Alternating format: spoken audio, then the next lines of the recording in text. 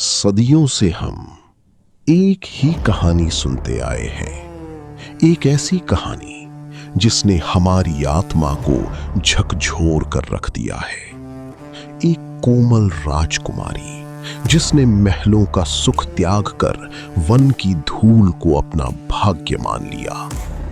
एक ऐसी स्त्री जिसने अपना पूरा जीवन संघर्ष, विरह और आंसुओं में बिता दिया। लेकिन क्या सच में ऐसा ही था?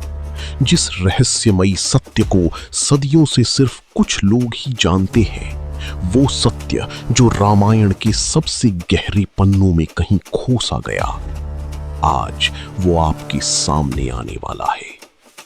क्या होगा अगर मैं आपसे कहूं कि जिस सीता की दुख पर हम और आप आज तक रोते आए हैं, उन्हें पहले से ही अपनी हर एक आंसू, हर एक पीड़ा और अपने अंतिम भाग्य का पूरा ज्ञान था।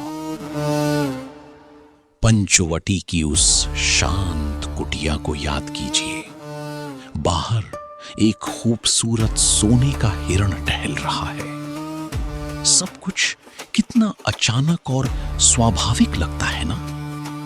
लेकिन उस घटना से ठीक पहले उस कुटिया के भीतर कुछ ऐसा हुआ था जो इतिहास के पन्नों में एक गहरा रहस्य बनकर रह गया। एक ऐसा रहस्य जिसे लक्ष्मण तक नहीं जानते थे। श्री राम ने सीता जी की आंखों में देखा और एक बहुत गहरी बात साझा की। उन्होंने कहा कि अब मनुष्य रूप में हमारी लीला का सबसे कठिन समय आने वाला है और इस नर लीला को आगे बढ़ाने के लिए आपको अपने वास्तविक स्वरूप को छिपाना होगा।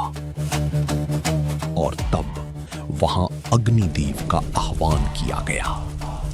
लेकिन उस रात कुछ ऐसा हुआ जो हमारी साधारण सोच से परे है।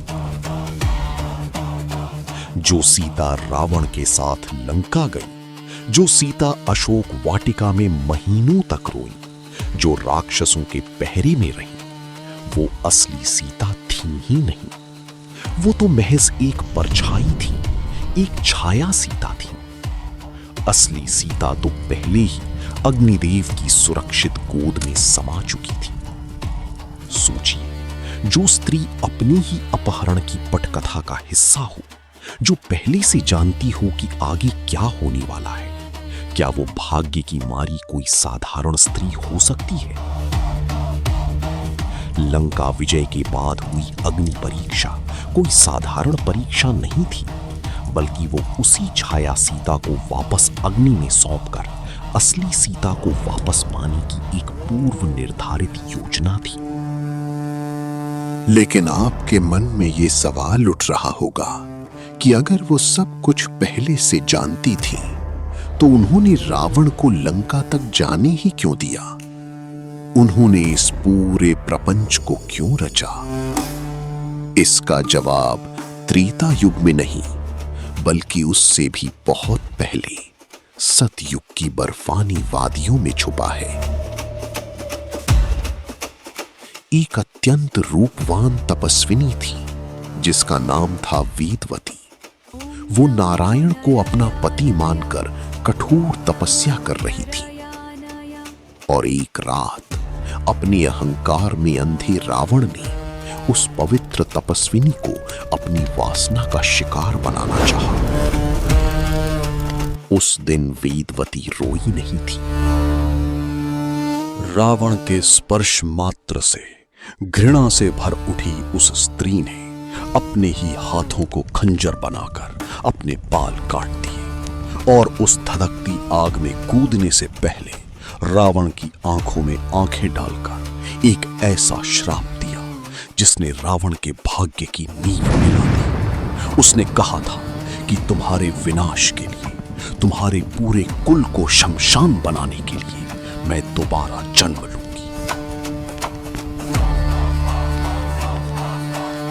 सीता का जन्म कोई संयोग नहीं था।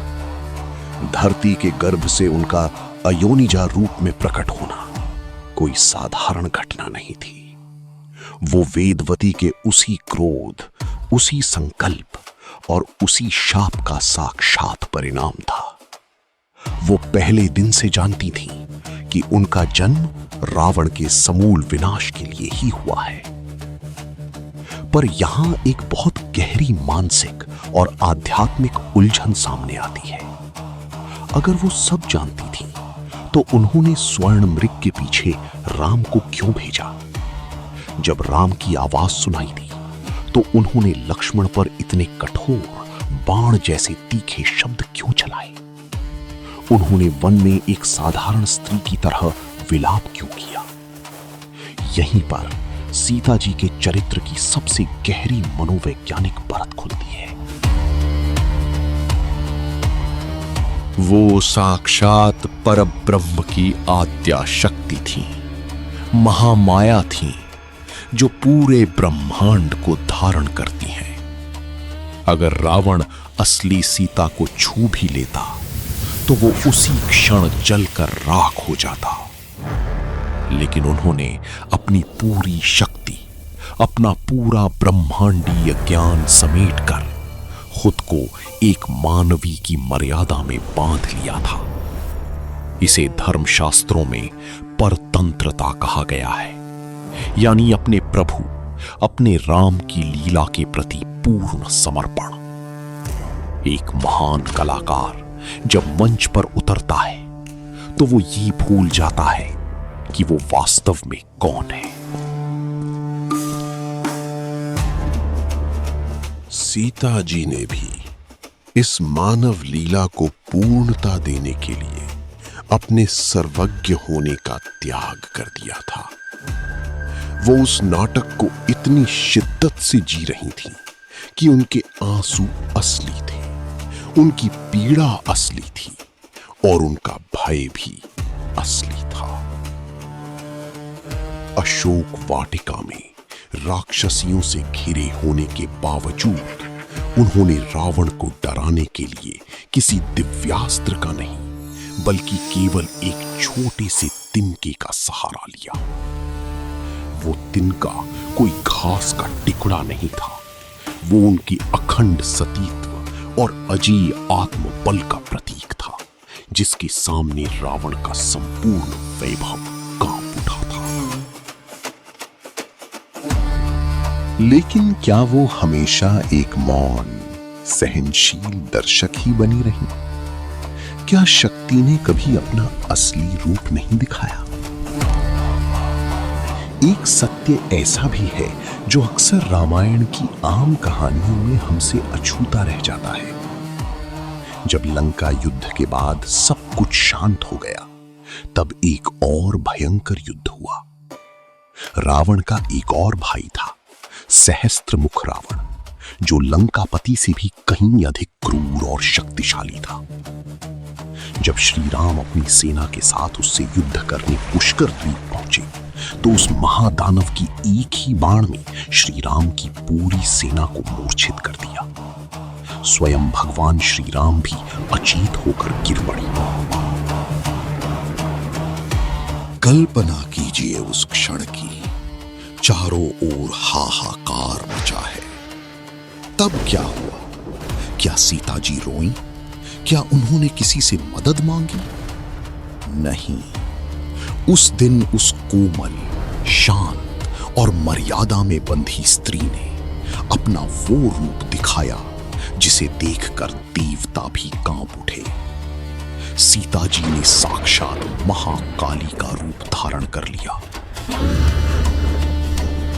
जिस स्त्री को दुनिया एक कमजोर, रोती हुई मनुष्य समझ रही थी, वो उस युद्ध भूमि में भयंकर रणचंडी बन गई। उन्होंने अकेले ही उस महादानव का अंत कर दिया और उसके सहस्त्रों सिरों के साथ रणभूमि में तांडव किया। ये घटना इस बात का सबसे बड़ा प्रमाण है कि सीता जी कोई साधारण स्त्री थी ही नहीं। वो तो सृष्टि की संचालिका थी, जो सिर्फ राम की लीला को पूरा करने के लिए एक कोमल पत्नी का अभिनय कर रही थी। और फिर वो अंतिम दिन आया जब श्री राम ने लोकापवाद के कारण अपनी गर्भवती पत्नी को वन में भेज दिया। हम आज भी इस बात पर राम से सवाल करते हैं, हम सीता के लिए दुखी होते हैं। और जब वर्षों बाद श्री राम ने अयोध्या की भरी सभा में उनसे दोबारा अपनी पवित्रता प्रमाणित करने को कहा, तब जो हुआ वो कोई पराजय नहीं थी।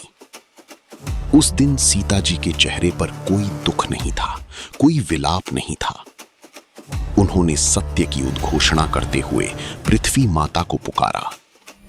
धरती फटी और वो अपनी मां की गोद में शांत भाव से समा गई। ये एक हताश स्त्री का पलायन नहीं था, ये एक योगिनी, एक आदि शक्ति का अपनी ही रची हुई दुनिया से, अपनी मानव लीला से विदा लेने का एक सचेत और स्वतंत्र निर्णय था। ब्रह्मा जी ने स्वयं राम को बताया कि सीता जी वापस अपने परम धाम लौट चुकी हैं। सीता जी कभी भी भाग्य की मारी हुई कोई मजबूर स्त्री नहीं थी, वो तो स्वयं भाग्य की विधाता थी, वो शक्ति थी जिसके बिना राम का अवतार भी अधूरा ही रहता। अगली बार जब आप रामायण सुने तो सीता जी को बेबस मत समझिएगा, उन्हें उस आदि शक्ति, उस महामाया के रूप में महसूस कीजिएगा, जिसने एक छोटे से तिनके के पीछे छुपकर पूरे ब्रह्मांड का अहंकार तोड़ दिया था। जीवन की सबसे बड़ी सीख यही है कि सच्ची शक्ति किसी शोर या प्रदर्शन में नहीं होती, बल्कि शांत रहकर अपने सत्य और अपनी मर्यादा पर जीवन भर अडिग रहने में होती है।